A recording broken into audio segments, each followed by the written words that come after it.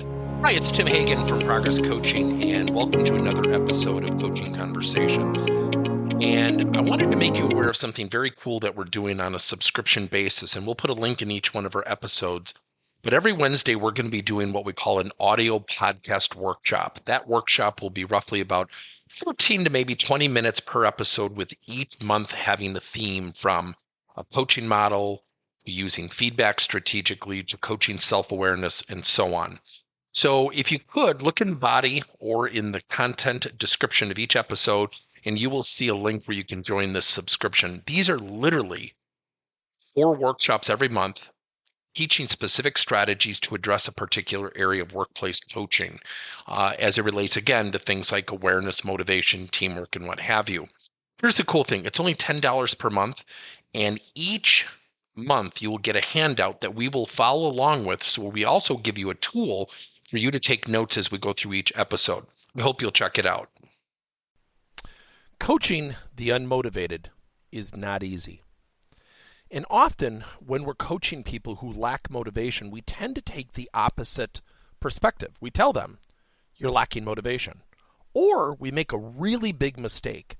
We try to motivate them based on our belief systems and what we want for them.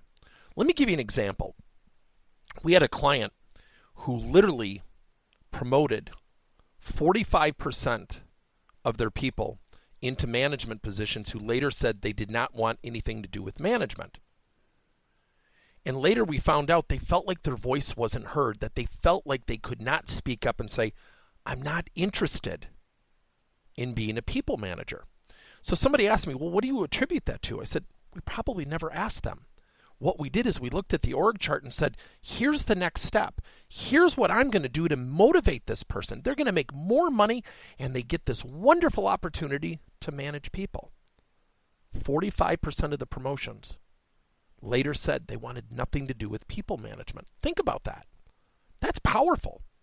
So, how do we coach someone who's not motivated? If it were so easy to rhetorically tell them, you're lacking motivation, you really should become more motivated, wouldn't that be wonderful?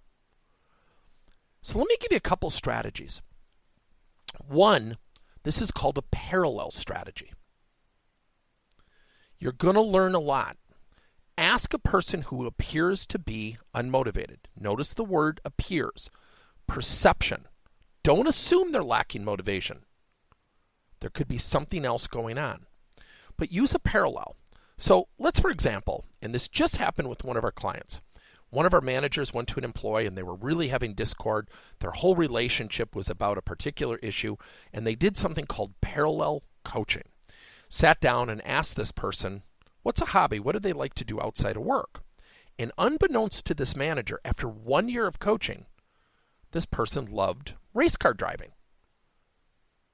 The manager loves race car driving. So let's use that as our example. So let's say we're coaching somebody and his name is Charlie, and we perceive Charlie to lack motivation. And we find out that Charlie loves race car driving. Ask questions. So what do you love about it? And watch them answer. Does their voice go up? Do they look more excited? Probably, in assuming that they do, you're going to learn about what turns them on. Now, you might be saying, well, wait a minute, that has nothing to do with the job. We're getting there.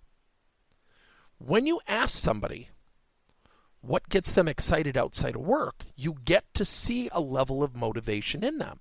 And I might, after a few questions, look at Charlie and say, Charlie, I got to ask you something. And I don't want you to take this defensively. I want you to really feel comfortable because I really want to know the answer. Notice I'm excited. I want to learn from him. I'm not mad. I'm not about to reprimand him. And that goes to your coaching style. So I sit down and I say, Charlie, when you bring up race car driving, you change. You get excited. I want to ask you a question, and maybe you know the answer, and maybe you don't, and that's totally cool, because I want to give him a place where he can feel comfortable being honest. Taking that race car version of Charlie, how do we bring him into the workplace? And just listen. So Charlie, how do we bring that person who's so excited about race car driving into your current job? Now, one of two things are going to happen. He might say, I don't know. And you might respond with, well, what does excite you about your job? What if he says, I don't know? You've learned something. He doesn't have any knowledge of anything to be excited about. Now, you might be thinking, some of you might be thinking, well, wait a minute, that doesn't solve it. We're dealing with people. We're not trying to solve something. We're finding out what motivates him and what we can do to facilitate motivation. Now, let's say Charlie says, I don't know. Say, well, what's the top thing that you love about your job? What's the one thing, if you could pick anything that you could do as it relates to your job? You got to pick one. And if they say, well, I like doing the graphic design and the reports for the marketing department, you could say, well, why does that get you going? Well, I like that. I've always been a visual person. Now, you might be thinking to yourself, but what if he's lacking motivation in these other 6 areas? He probably is. But if you can learn what motivates him, you might say, well, Charlie, when I hear you talk about the visual representation of data and the marketing reports, you get really excited. Not as excited about race car driving, which I totally get. How do we also take that person and instill that person as much as we possibly can into the other areas of your job?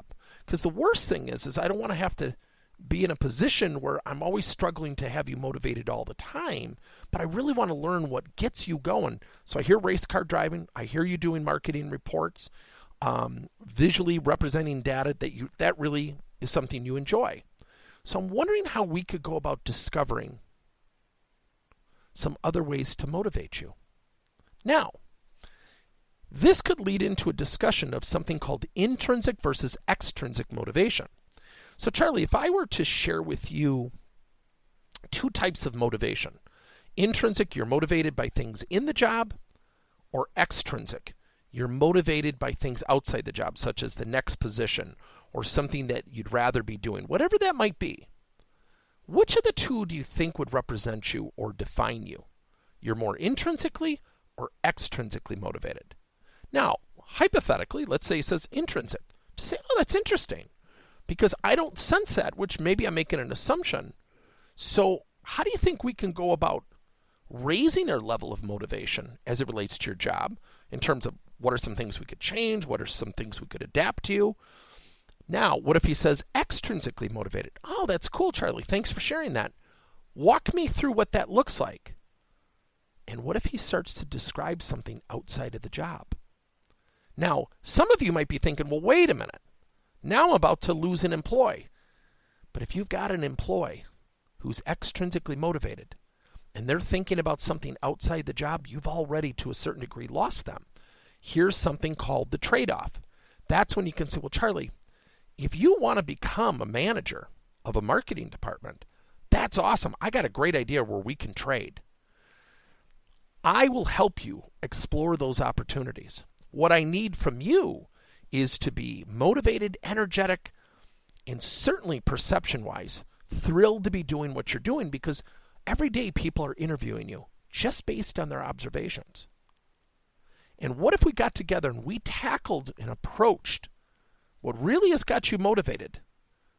Becoming a marketing manager, a marketing director, and what we need to do currently to represent that passion to move in that direction. See what I just did? What you're currently doing, Charlie, is going to represent if someone's going to want you to do that down the road. Now, some of you might be thinking, hold on a second, Tim, you went through that way too fast. Well, that's why we do the podcast. Listen to it over again. Hopefully I've demonstrated somewhat of a fluent ability to converse. And the reason I wanted to demonstrate that is do something called parallel coaching. And then number 2, find out, are you extrinsically or intrinsically motivated? Here's the cool thing. It'll get you a step closer to understanding what it motivates your people. But don't motivate people based on what you want for them, because that could become 2 ships passing in the dark. Good luck. Thank you for listening to another episode of Coaching Conversations by Tim Hagen and Progress Coaching. Now, our company is always coming out with new and innovative solutions to help leaders coach their employees.